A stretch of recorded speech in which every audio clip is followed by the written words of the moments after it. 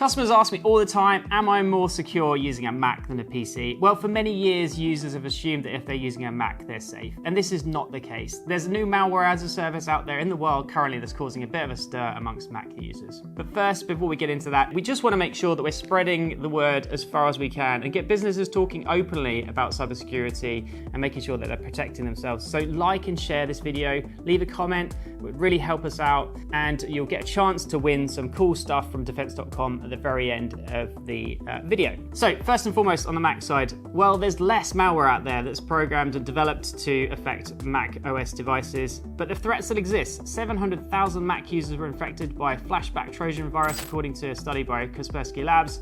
The idea that Macs are virus-free is out of date and completely incorrect. A team of researchers have found a way to overcome Gatekeeper, allowing them to steal data and even infect systems with malware. And using a Mac does not protect you from phishing scams and also web-based threats by default, so you need to make sure you configure to secure that. Your risk is still the same installing malware on your laptop by clicking and downloading links on the dodgy attachments as it would be for a PC. So what are the threat actors offering in this new threat? Well, for a starter for 10, they are making the content that they steal available through Telegram, and also they're selling the service for $1,000 a month, which is actually less in some cases than small businesses are going to spend on cybersecurity services. The threat can steal all sorts of information from your systems, including your iCloud keychain, full system information, files from your desktop, and even document folders and your machine passwords.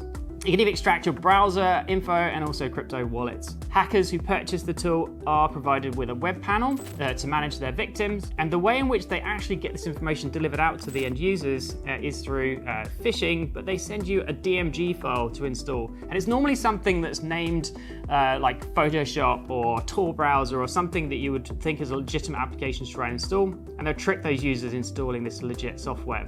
They then urge you to use your password to install software, of course. Once they've got full access with the malware deployed on the local system and they're managing it through the interface, it then zips up all the information that you're stealing and then it sends it through this Telegram application for others to download as well. They're even sharing the information broader afield if you want to buy access to that data. So why Telegram? Well, it's super easy to install. You can install it from the App Store. It's a legitimate application, so it doesn't often raise any alarm bells within businesses, and it can send the information directly to the bad guy's device, and it's all encrypted, so you wouldn't even get to see it if it was on your network. So this is just another sign that Mac users are still at risk, equally as much as a Windows machine. So how do you stop it? Well, you need to make sure your users are aware of that they shouldn't be downloading any software from untrusted sites, making sure they're only installing trusted software. Enable things like two-factor authentication to ensure that you're reducing the risk of them stealing your passwords and other information.